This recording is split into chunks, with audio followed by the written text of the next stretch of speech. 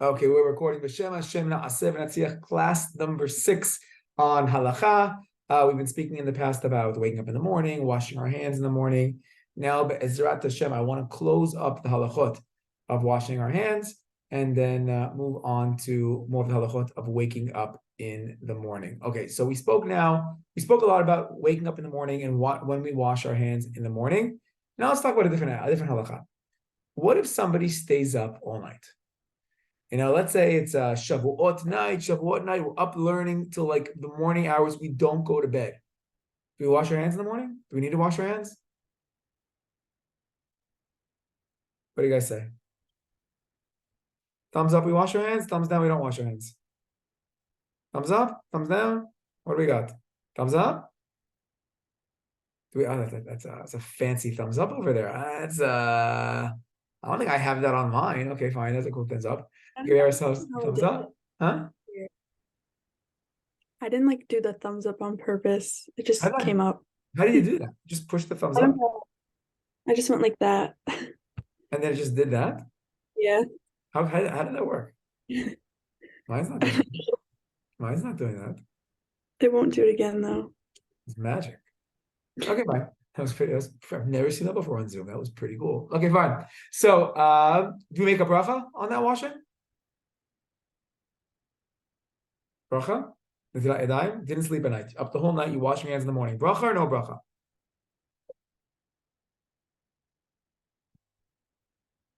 Yes, bracha? Rudy says bracha. Eliana bracha? Eliana says bracha. Nisim bracha? I think so. Huh? Yeah. Yeah, yes, bracha. No, so actually it's a machloket. Machloket Ashkenazim and Sfaradim. The Ashkenazim say, if you're up all night, if you can find someone who went to bed and is about to wash their hands when they woke up, have them make the bracha and answer amen. If you can't find someone like that, here's the plan. Go to the bathroom in the morning, and then once you go to the bathroom, now your hands are actually a little bit more dirty as well. Wash your hands, and then you could make it into the yadayim. So according to Ashkenazim, as long as you go to the bathroom, even if you didn't sleep at night, you could make the bracha into the yadayim. But lechatchila, ideally, if you could find somebody else to make it for you, that's even better. Svaradim are more strict when it comes to brachas. In general, Svaradim tend to be more strict on brachas. They're worried about bracha levatala. So for Svaradim, you cannot make a bracha if you didn't sleep at night. You slept for an hour, took a little nap in the middle of the night, that's good enough to make a bracha. But if you did not go to sleep at night, then ultimately you do have to wash your hands, but you wash your hands without a bracha because there wasn't actual sleep. So Machloket Sfaradim and Ashkenazim. Okay. Fun questions. Okay, a person takes a nap. Do you have to wash your hands after a nap?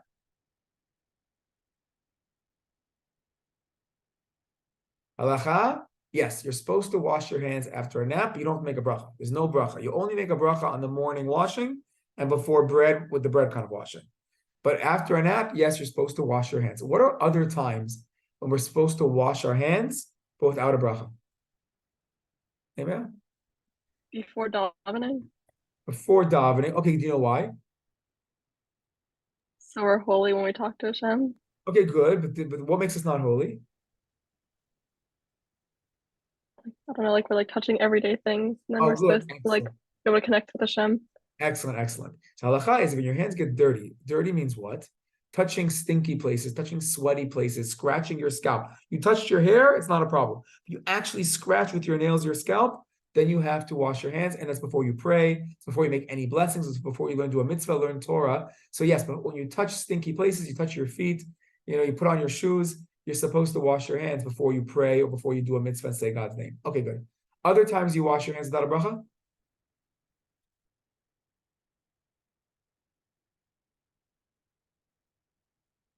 When else do we wash our hands but no bracha? Pesach. Okay, so Pesach, yeah, we have urchatz before we eat wet vegetables, wet fruit. Some Sfaradim do it even the whole year, but that's a different kind of washing. That's the washing like before bread. It's not where you go back and forth. You go 1, 2, 3, 1, 2, 3, as opposed to the back and forth. What are other times when you do the back and forth washing?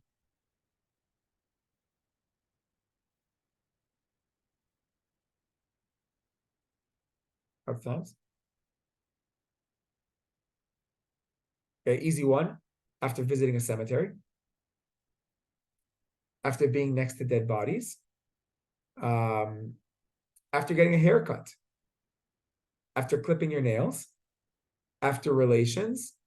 After all these times, the custom is, the halacha is, we wash our hands, but we don't make a bracha. And like we said, after touching sweaty places as well, we have to wash our hands.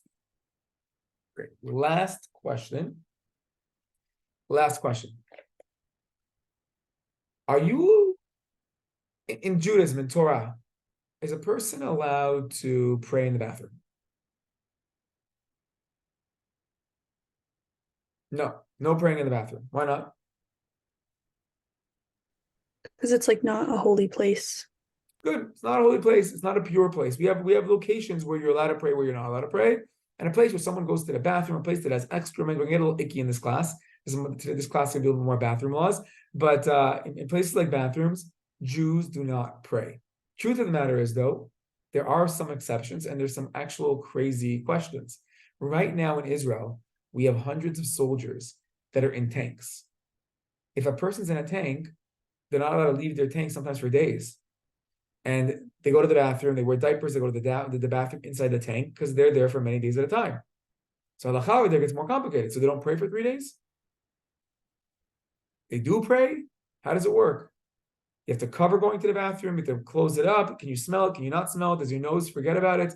So there actually are different halachot for soldiers based on getting used to bad smells and based on how you can cover up waste even within a tank.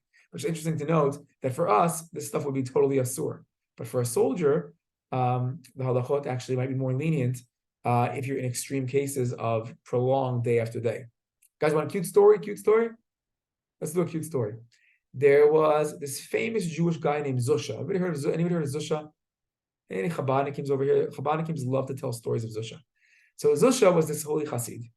He and his brother, I forgot what his brother's name was, but Zusha and his brother once got taken captive by the Russians. This is pre-communism. This is like old school Russia. The Tsar of Russia gets taken and brought to a Russian jail. And Zusha comes into the jail cell and he starts to cry hysterically. And his brother looks at him. He goes, "Hello, why are you crying?" He goes, "You don't understand. What is a Russian jail in those days? It was basically a room with a toilet. That's it." He goes, "Now there's a toilet in the room. I can't pray." And he starts to cry. "Can't put on my tefillin." And his brother looks at him and he goes, "Zusha, why are you crying? Don't you know? Now we could fulfill the halacha to not pray where there's a toilet, where there's a bathroom." And at that point, Zusha gets all excited and he starts to sing and dance. "I get to do a halacha that I never thought I would ever be able to do." And they start dancing and dancing. Now, what happens in an old school Russian jail when everybody starts dancing? The whole Russian jail starts dancing and going crazy. So the officers come in and they're like, "Hello, what's going on over here?" They didn't say hello. They said, "What's going on over here?" And the soldiers are like, and the other prisoners are like, "I don't know, those Jews over there, they're dancing around their toilet. We don't know what's going on." So the soldiers come in, take out the toilet, and leave without a toilet. And then at that point, Zusha starts dancing again because now he can start praying. Okay, so in Judaism, we have a halacha, we don't pray where there's a bathroom. Okay, very nice.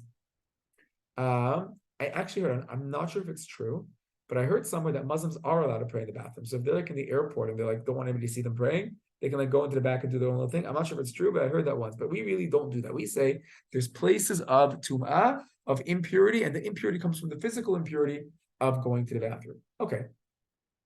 Are we allowed to wash our hands in a bathroom? We're talking about netilat yadayim. Can I wash my hands and do netilat yadayim in the bathroom?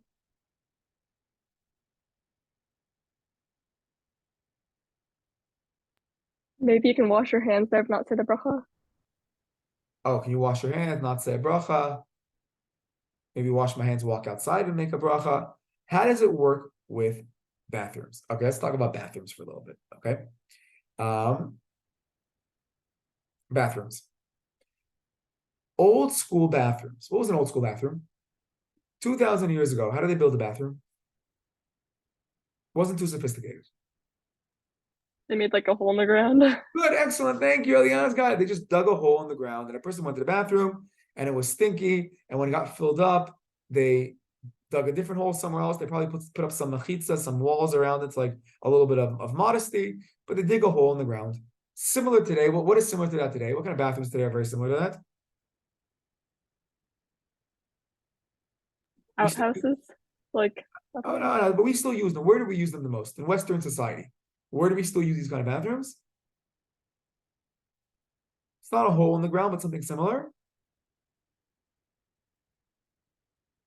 It's these porta potties. If you go to these outdoor concerts and stuff, they put up these little like plastic little toys. It's like they're disgusting, they stink, they smell, they're terrible. You know what I'm talking about? Right? Those bathrooms, totally tameh. Halacha is, if you would be able to get a sink in there, you're not allowed to wash your hands in there. The water is tameh. A Jew cannot pray in there. A Jew cannot wash his hand over there. Okay, so that's one kind of a bathroom. Again, I want to apologize. Nisim, I want to apologize. This is going to be an icky class today, but it's our one icky class of the semester, okay? We're doing the laws today, bathrooms. We're going to move into that. Okay, fine. So we have ourselves our old school bathroom. The bathroom is tameh. You can't even wash your hands in that bathroom.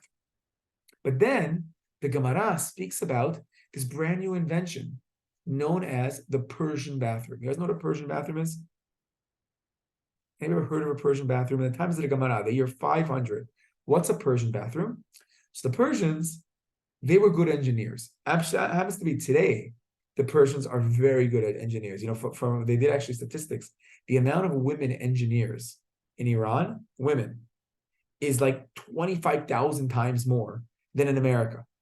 You know, in America, they have all these feminism and all this equality and all this STEM, and they're trying to push STEM on women too. It's not working in America. They can try and try and try. It's not working in America. But in Iran, hundreds of women are engineers. Anybody know why?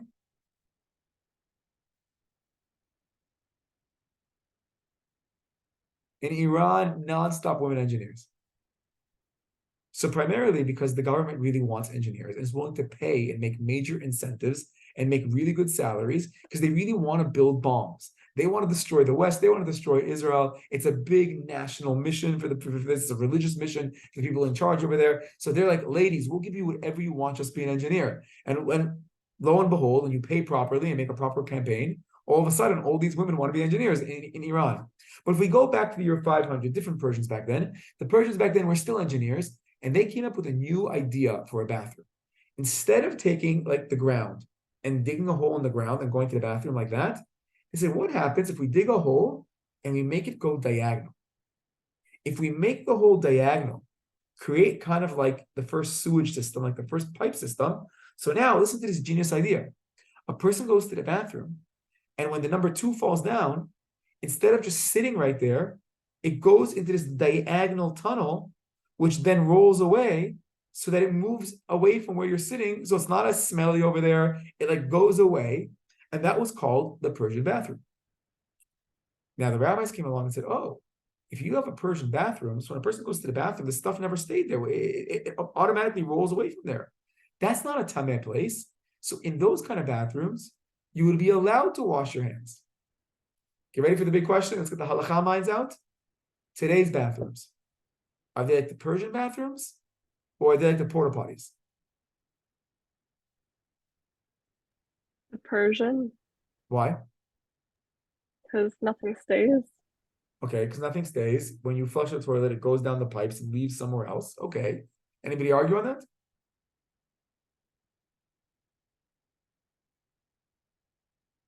Everybody agrees with Liana? So the rabbis say it's more complicated than that. Why? Because in the Persian bathrooms, when a person went to the bathroom, immediately after they went to the bathroom, whatever they made disappeared. So it never was really in the room to begin with. But our bathrooms don't work that way. In our bathrooms, a person goes to the bathroom and it stays there. It's true we created these porcelain toilets that like don't like absorb, and they're very like good material. But if you don't flush the toilet, or if a little kid forgets to flush the toilet, that room is more like a porta potty than it is like a Persian bathroom. It becomes a place that's really used to go to the bathroom. So in that kind of case, halacha says, which is our bathrooms today, it's somewhere in the middle. It's not as bad as an old school bathroom.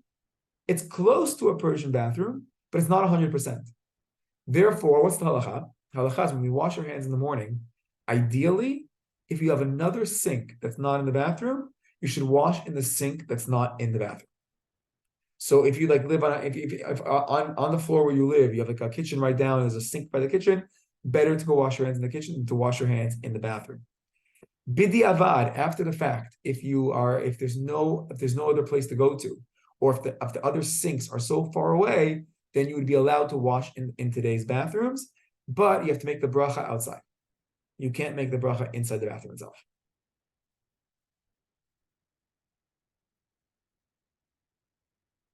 Fine.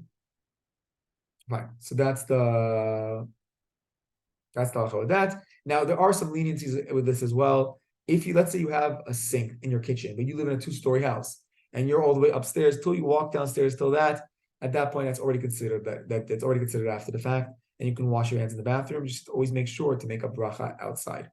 When I went to university, I actually rented an apartment with a couple of my friends, and 2 of us shared a bathroom. And in our shared bathroom, it was built where there was a sink room, and right next to the sink room, it attached to another room where there was the toilet and the shower, but there was a door that you could close between the two. So that means one person could use the bathroom, and the sink room was still open. In that kind of place, the sink is not considered to be part of the bathroom, and you can wash there and even make a bracha in that same room. As long as the door to the toilet is closed, you're good to go. So that would not be considered a sink in a bathroom. When it comes to the stalls in our public bathrooms, it really depends a lot on how big the walls are, how thick they are, and how it's actually built, to see if it's a different room or the same room. Questions on that? Okay, let's keep going.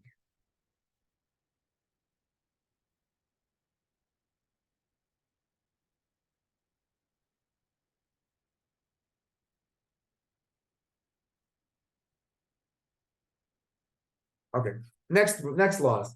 Let's talk a little bit about the laws of getting dressed in the morning.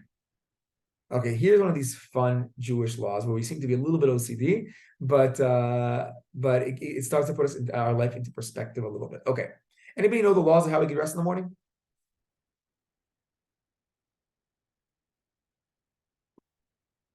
What are the rules of how we get dressed in the morning? Anybody have any idea? Don't you like dress the right side of your body first? Excellent. We start with the right side, with the right arm in the shirt, then the left arm. We start with the head. We put on our shoes in a certain kind of way. Are these mitzvahs from the Torah? Are these one of the 613 Rambam's Sefer Mitzvot? You open it up, mitzvah number 673. That's too many. Mitzvah number 247 is the laws of how we put on our shoes in the morning, of how we put on our sweaters. Is it a mitzvah? No, it's not a mitzvah. So what is it? But it is in the halacha books. The halacha books bring it down. It is a rule. What's this rule all about? If it's not a mitzvah, what is it? Any ideas? Let's try to get into the nuances of how laws work. It's a law. It's brought down in the halacha book, but it's definitely not a mitzvah. Nowhere did God say in the Torah that you have to put on your right shoe before your left shoe. So how did it make it into the halacha books? Or why did it make it into the halacha books? Ideas? Nissim, any ideas? No. Any ideas, Ruthie? A little something? Why is it halacha? Okay, so here's the idea. Here's the idea that I heard. These things are known in halacha as hanhagot tovot, which means good ways of doing things. As Jews, we want to be awake to life. We want to be thinking people. We want to be aware people. We want to be inspired people. So we say, okay, every morning we have to get dressed. So I could get dressed in the normal way, just put on my clothes and not think about it, and be half asleep till I drink my cup of coffee. Or when I wake up in the morning, I can try to start to be awake to life. Think about deeper concepts, deeper ideas. We already mentioned that even before we say Monte Ani, we're supposed to recognize we're alive and have a mission and a purpose in life. Then we thank God for being alive. We purify ourselves afterwards. But now we're getting dressed. When we get dressed, we could just do simple. We could just get dressed with no thought process, or we could try to wake up to do things with more meaning. So the idea of these halachot, the ideas of these laws, is to do things more meaningfully. But what if you didn't do it? What if you messed up? What if you accidentally put your left hand in the shirt before the right hand in the shirt? Do you have to take off your clothes and redo it? The answer is no. It's about doing things properly that wake us up and make it more meaningful. But ultimately, if it isn't done right, you don't have to go back and do it again. Okay. So which side do we do first? like you guys said, we start with the right side. Why the right side? We spoke about this a little bit about 2 weeks ago when we spoke about Yadayim. Why the right side? 2 reasons. Isn't it like affiliated with like kindness and stuff? Good. So according to the Kabbalah, the right side is known as chesed, it's kindness. The left side is justice. We always want kindness to win out against the justice. So that's the Kabbalistic reason. According to the simple reason, because we want to do things with our strong hand first, with our strong leg first. We want to demonstrate that when we do mitzvot, we're excited about it, and we're going to do it powerfully. Okay. This applies to getting dressed. This applies to taking a shower. When you take a shower, they say you're supposed to like first wash your head, because that's the melech of the different parts of the body. There's the head.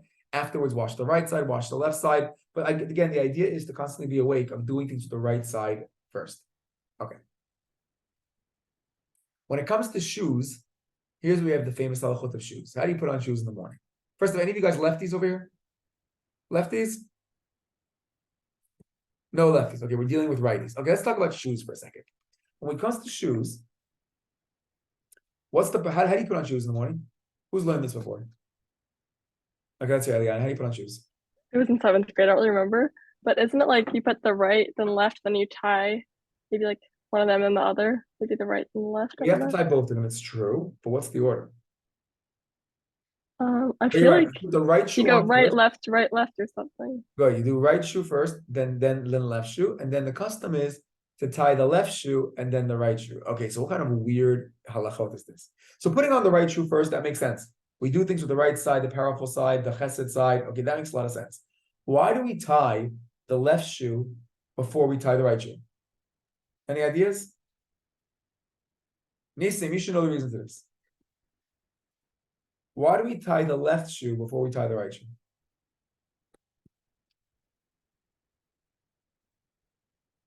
Because we have another famous halacha that has to deal with tying things down. It's the halacha of tefillin. Tefillin, what do you put it on? You tie it down onto the left hand. And there's 2 main reasons brought down. Why by tefillin do we do that by tefillin? So 2 reasons. The reason number 1 they say is because the mitzvah of tefillin is to tie it down. So how do we tie it on the left hand? We use the right hand, lehaniach tefillin. So the right hand is binding down the left hand. The chesed is binding down the justice. If we want to say it in Kabbalistic terms, Avraham, the chesed, is binding down Yitzchak in the Akedah. He's tying him down, and Yitzchak corresponds to the left side.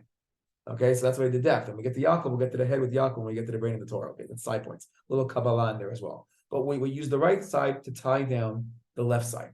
Another reason why is the Torah says, when the Torah refers to the hand, when it comes to tefillin, it says yadecha with a hey at the end, which is like a more feminine way of saying it. It's a feminization of the word hand. So they ask the Gemara, why is it feminized? To teach you put it on the weaker hand, not the stronger hand. So now the question becomes, when we go from tefillin to tying down the tefillin, does that law apply to everybody? Is that only a tefillin law? Or is that a tying law? Like, do we take the mitzvah of tefillin and like open it up and say, oh no, these are the laws of tying. So when I tie my shoes, they should follow the exact same halachot of tefillin. So from there, the custom became, yes, we tie our left shoe before our right shoe because we learned from tefillin. But now for the ladies in the room, you don't wear tefillin. So do you have to extend it out or not? Women are patur from tefillin, not chayav, not obligated. So do women have to tie the left shoe first? Or could they tie the right shoe first? It's a little bit more interesting. If the whole source is tefillin, maybe shoes shouldn't apply. Ladies, you have a lot of shoes? A little bit? Nisa, you have a lot of shoes? No, that's not. Shoe guy? You're not a shoe guy? A little bit? Okay, fine. So the idea being that do ladies have to do like men? So based on that, the halacha actually says women can decide. For men, they really should tie down the left shoe first. Women, they don't wear tefillin. By shoes, you could be more lenient if you want to tie your right shoes first. But ultimately, the custom for most women today is to do like the men, because they say, no, let's learn from tefillin a general principle. So even though they're not chayav in tefillin, it could still teach us to things like shoes. And actually, if you want a cool idea that relates to shoes even more, where did the mitzvah of tefillin come from? Nisa, if you had a bar mitzvah, what did the rabbi tell you before your bar mitzvah? Where did the mitzvah of tefillin come from? Where do we learn the mitzvah of tefillin from? This is not the hardest question. I'm going to ask a harder question in a second. But let's start with the basics. Where do we learn the mitzvah of tefillin? It's actually written 4 times in the Torah. Ma. Shema, beautiful. 2 of those 4 are in the first 2 paragraphs of the Shema, where God tells us to tie the tefillin down on our hand. Beautiful, very nice. But there's the Midrash, there's a beautiful Midrash that says that the source of tefillin is actually an action that Avraham Avinu did. Anybody know what I'm talking about? That the mitzvah of tefillin, actually I'll give you a hint, the mitzvah of tefillin and the mitzvah of tzitzit is actually in the merit of an earlier story of Avraham Avinu. Anybody know what it is? Where is there a story of Avraham Avinu that leads to tefillin and tzitzit? People, who here went to Jewish high schools? Jewish high schools, a little bit? Maybe they teach a little bit midrash in these schools, a little parsha, or they kind of like skip parsha after 5th grade. You guys have parsha over there? A little parsha? Okay, so let me tell you a beautiful, beautiful midrash. We go back to Parshat Lech Lecha. In Lech Lecha, Avram comes to the land of Israel. There's positive times, negative times, and all of a sudden there's this great war of the 5 kings against the 4 kings, and the 4 kings take the 4 kings take the 5 kings captive, including Avram's nephew Lot, including the king of Sodom, the evil king of Sodom. The 4 kings were evil, the 5 kings weren't so good either. So they take the king of Sodom captive. Avraham goes to save the day with his 318 men because Lot was taken captive. When a Jewish person is taken captive, what do? Jewish tradition is to fight back. If you guys want to get a little more militant, in next week's parasha, Dinah is going to get raped. What does Shimon and Levi do when Dinah gets raped? Massacre the whole city of They Shechem. massacre the whole city of Shechem. So I'm not here to relate anything to today's times, but we do have a little bit more of a. We don't like when our family gets taken captive. We don't want our family to be raped. But Avram goes out there and he saves the day. He saves the king of Sodom. King of Sodom comes to him. King of Sodom's a bad guy. King of Sodom comes to him and says, "Thank you much for saving me. Can I please have my people back? And I'll give you ransom money for my people." What does Avram say to Sodom? You should know this story. What does Avram say? We're not in the Midrash yet. What does Avram say in the Torah?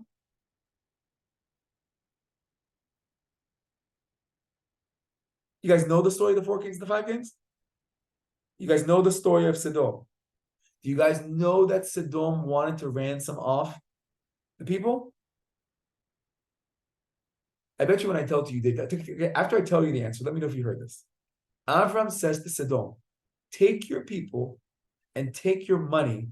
I don't want any of your money. I don't want anybody to think that I became rich because of you, Sodom. And then Avram says, I won't take 1 penny. I won't even take any of your gifts, not even from a string to a shoe strap. You guys ever heard that before? Yes, no? You guys went to shul a couple weeks ago, read the parsha. So says Abraham, I don't want a penny, not even from a string to a shoe strap. What's the string mean in old school? Old school Judaism, what's a string? Or old school Middle Eastern culture, what's a string? When I read this, I thought it was very fascinating. He says from a string to a shoe strap. What's a shoe strap? A sandal strap.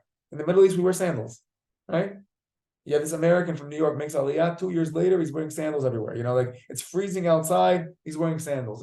Shtick. Okay, fine. Everybody has their costumes. But in Israel, the old school Middle East, people wear sandals. What's the string? In the Middle East, where it's sandy, you know, we have a couple of days a year right after Pesach called Hamsin. We have the sandstorms that come to Israel. When you're going to see when you guys get here. Who's coming here soon? Who's coming here soon? Next week? Everybody next week? Why? Okay, beautiful. So you're going to see when you get to Israel. Not now. Now it's winter time. But actually, we're going to go out to the desert for the Negev trip in the couple of days after you guys come. So we're going to go there. We'll see a lot of sand. It's a very dusty country. After, you know, we hear that the stories of kissing the dust of Israel, there's a lot of dust in this country, especially after Pesach time. There's like these 50 days known as Chamsin, not the 50 days to Shavuot, but the 50 days of sand. And it really creates a major sandstorm in Israel. And there's like dust everywhere. So what did they used to wear in the old days? They'd wear like all these kind of like turbans and kafiyas and things that like cover the face a little bit. Anybody ever seen in a turban, they tie it around with like a string on top? So I heard once, that's what Avram was saying. I don't want any of your stuff, not even from the string on top of your head, down to the strap down to your foot, head to toe. Very logical, makes a lot of sense, puts things in perspective. We have to just know the lingo of the Middle East, and then all of a sudden things make a lot more sense in the Torah. Okay, fine. So the shit you guys are going to get here, we'll teach you a little bit about the hot, the cold nights and the hot days over here. We're a little more extreme. Okay, fine. Let's keep going. So I have a good time with you guys today. You guys are a great crowd over here. Your smiles are delicious. You guys are laughing at the jokes, kind of not knowing if you can, if you can't. It's like, it's a little bit too creepy, not too intense. The Dina thing I think scared you a little bit, but the rest of the stuff seemed to be okay. Okay, fine. So let's keep going. Okay, let's keep going. So what happens? So Avram says, I don't want from your string to your shoe strap, your leather shoe strap. Says the Midrash. This is what I was waiting for you guys to say. Says the Midrash. Bizchut, in the merit of Avram saying the word string, we merited to the string of our tzitzit. And in the merit of Avram saying shoe strap, that leather shoe strap, we merited the straps of the tefillin.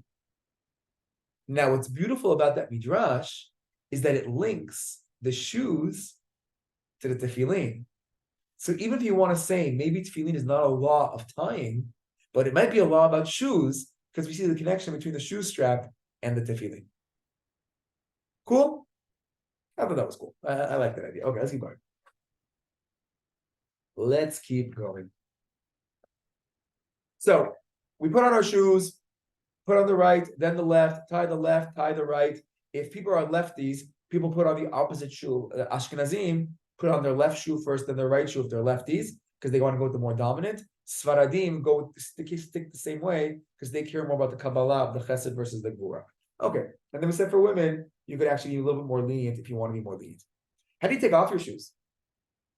Also, again, if you don't do this, if you forget, if you didn't do it right, you don't have to go back. It's ideas to wake ourselves up, but it's not something to be OCD. They have to go back to your room and put on your shoes 25 more times. No, that's not what we're saying over here.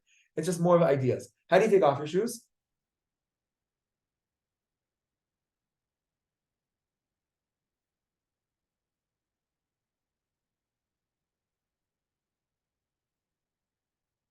You guys can guess. There's only two answers over here. There's only 50% chance you're getting it right. So maybe the opposite way. Opposite way, excellent. You take off. There you go. You take off the left shoe, and then you take off the right shoe. Very simple. Left shoe, right shoe. Because when we doing it initially, we want to go with the strong, and when we're taking it off, we want to go with the weaker first. Okay, but get this. This halacha is awesome. Some of the rabbis came along and said, "Wait a second, though. That doesn't make sense all the time." Nisim, you a Kohen by any chance? Are you a Kohen by any chance? No, I'm the son of a Bat Cohen. Your son of a Bat Cohen, still flexing over there. Okay, very nice. Still got a mini flex over there. Baruch Hashem, right now on the program, we have ourselves 2 Kohanim on the program. We also have 1 Madrich who's currently fighting in the war, who hopefully is going to be back soon, who's also a Kohen. But we have 2 guys in the program, Adam and Matt, this year that they're giving us berachot every single morning. What do they do before they bless us? They take off their shoes. Why do you take off your shoes? Because part of doing the blessing, part of the mitzvah is you have to take off your shoes. Similar to Moshe Rabbeinu by the burning bush, similar to the Kohanim in the Beit HaMikdash, you take off your shoes before you bless. Taking off your shoes is part of the mitzvah. So some rabbis want to say, you have to take off, when you're taking it off for a mitzvah, take off the right first, and then the left, because now I'm doing like a mitzvah. Again, cool ideas to think about. Other times they say that maybe you should take off your shoes right then left is before Shabbat. How many of you change your shoes before Shabbat and put on nicer shoes? So when you're taking off your weekday shoes in order to switch it with your Shabbat shoes, so in that case also some say do the right and do the left. I'll be honest with you, I don't remember that so often. Also, I'm probably not wearing shoes most of the time, coming out of the shower or something. So I don't really that's not so much of my consciousness, but there is an idea that by Shabbat some do it other ways. Some people questioned, what about for Yom Kippur and Rosh Hashanah and Tisha B'Av, where there's a mitzvah to not wear leather shoes? So some say over there also, take off your right and take off your left.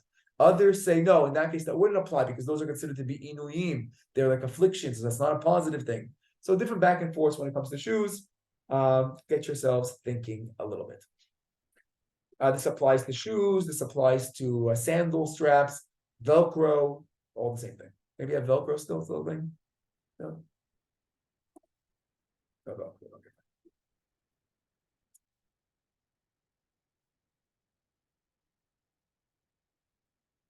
Okay, next halachot.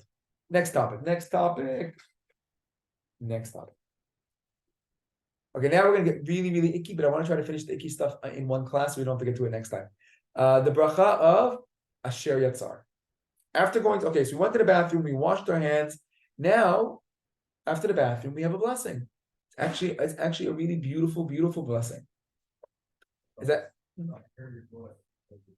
It's actually a really, really beautiful blessing, because we thank God that our body works properly, that Hashem created us. Nekavim, chalulim, chalulim. We have holes. If it's open, if it's closed, it's a way to keep ourselves healthy. Actually, there's a big question that's asked. What's the greatest pleasure that mankind can have? Physical pleasure. I'm not talking about spiritual pleasure. Of course, spiritual pleasure, godliness, the 5 levels of pleasure, Hashem and Emunah and Torah. No, when it comes to physical pleasure, like good old animalistic pleasure. What is like the greatest pleasure out there, huh? Greatest pleasure out there. Nisi, what's the greatest pleasure, physical pleasure that man can have? Liana, pleasure? Ruthie? Greatest physical pleasure you could have? Going to the bathroom.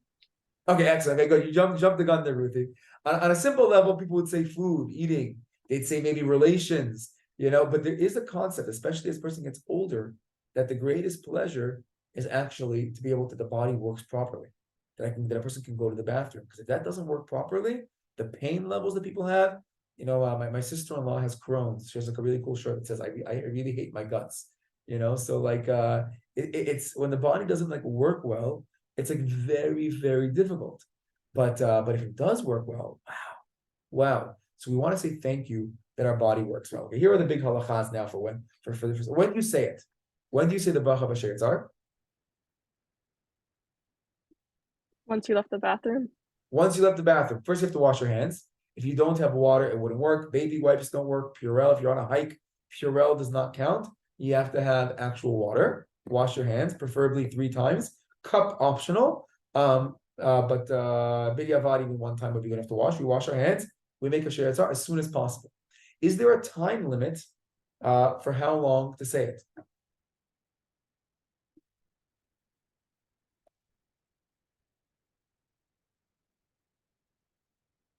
Is there a time limit? Ashkenazim say there's no time limit. You just can't feel like you have to go to the bathroom again. If you feel like you got to go to the bathroom, then that cancels it. Because once you feel like you have to go to the bathroom, you're not allowed to make a bracha anymore. So what you have to do is go to the bathroom a second time and then have kavanah on both bathrooms after the second time. Sfaradim give a time limit. Sfaradim say, there's a little bit of a machloket, but they say up to 72 minutes, because after 72 minutes, similar to when we eat food, it takes 72 minutes to digest your food, and you can't see Birkat Hamazon anymore after 72 minutes go by. So too, after going to the bathroom, they say like 72 minutes is a time period for the body to like change over. Okay, fun question. Ready for a fun question? Person goes to the bathroom, makes a number 1. How much of a number 1 do they have to make an after bracha, to make an asher yatzar? Kezayit, kebetza, how much does a person have to make to actually have to make a bracha? I thought you just make it every time you go. Beautiful. Even the smallest amount. Even 1 drop. If there's a relief when you're done, you make a bracha. If a person passes gas, flatulence, farting, no bracha for passing gas. The rabbis did not make a bracha for passing gas, not under that category. If a person has the runs, they got to keep going to the bathroom. Do they make a bracha after every time they go to the bathroom? So if after they go to the bathroom, they feel relief, then they do make a bracha, even if 2 minutes later they have to go to the bathroom again. But if after they go to the bathroom, they still feel like they have to go to the bathroom, they probably have a urinary tract infection. They should go to the doctor and get some antibiotics. But then at that point, you don't make a bracha until you get on those antibiotics. Okay, so and then you could make the bracha afterwards. But the idea is you're supposed to feel some relief. And even the smallest relief for the smallest amount of time, that area would go. If a person has to go to the bathroom and it's painful, but something ultimately comes out, they make a bracha. If a doctor tells you to pee into a cup, you weren't planning to go to the bathroom, and then the doctor's like, "Oh, go pee into a cup." Pee into the cup, put it in that brown bag so you don't see it. Wash your hands. and then you make the bracha. If God forbid somebody has a catheter, you're not supposed to make a bracha if there's a catheter. If you see especially if they clean you out and they move away the urine bag, then you could, but just regular, you don't make the bracha with the catheter. If God forbid somebody is peeing blood, make the bracha or don't make the bracha. So here we have a machloket. Some say if the person is freaked out by it, it's like a terrible sign, they don't make the bracha. But if the person feels a little bit of relief, feels like the body is like getting rid of what it's supposed to get to, went to the doctor says you're going to be okay, then you could make the bracha. But in halacha, that's up to you. If you feel that you could make the bracha, then you can. If you feel like you can't make the bracha, then you can't. After you're done using the bathroom, you're supposed to again wash your hands with that cup, and if possible, do it 3 times. And if you want to be extra strict, you could actually use a cup if you want to, but you don't have to use the cup. But again, you have to have water. Actually, there's a story when I went to University of Florida. I remember my freshman year, there actually was an intifada happening. So it was 2001, right after September 11th. I was there for September 11th in freshman year. And then at the same time as the intifada in Israel. And I remember that the Hillel House decided to do a big program to try to show support for Israel. So they decided, an interesting program, artistic, to take tabs of Coke bottles, and they were trying to get, I forgot how many couple 100,000 Coke tabs amongst all the Hillel houses across America, and they were making beautiful butterfly wings. The number related to some kind of amount of kids that got hurt or something, and it was some kind of beautiful thing for Kedusha. And it was a really nice, very sweet Reformed rabbi at University of Florida in those days, and the Reformed rabbi was a really nice, sweet guy. But when it came to halacha, didn't care too much about halacha. So he had a room about 400 or 500 people. A lot of non-Jews came also because everybody wanted to show their support. In those days, people used to like Israel. Today it's a little different. But people came out to this big thing. And I remember he said that in Judaism, before we do mitzvahs, we wash our hands and make a bracha. But since there's too many of us in one room and it's too hard to get water, I'm going to pass around the baby wipe, and we all have to wipe our hands with the baby wipe and then make the bracha on Tfilat Yadayim. Is that correct halacha or not correct halacha? Was this Reform rabbi correct or incorrect? I feel like incorrect because it's not sanitary. So, well, no, it's very sanitary. It's a baby wipe. Baby wipes are nice. But everyone's using it. No, they passed around a bag of baby wipes. Oh, okay. We all got our individual baby wipe. They bought a bunch of Huggies. Everybody got a baby wipe, and everybody was happy. So the halacha is, no, this is terrible. This is the bracha levatala. We don't do this for 2 big reasons. Reason number 1, we don't wash our hands before mitzvahs. We wash our hands before we pray. We wash our hands in the morning. We wash our hands only twice. We actually make a bracha on it, for bread and for waking up. Any other mitzvah, some mitzvahs you don't have to wash your hands for. Some mitzvahs you do. But most of the time, even if you're washing your hands, it's not with a bracha. So number 1, there's no reason to wash your hands. And putting a little art project for the sake of Israel, while it's very nice and very sweet, it's not a mitzvah. And it's not a mitzvah that requires washing hands. Number 2, we only make a bracha if we wash our hands with water. Baby wipes don't work. So basically, the rabbi was really sweet, but halacha was against what he had to say. Okay, after Asher Atzar in the morning, we have another prayer. That prayer is called Elohai Neshama.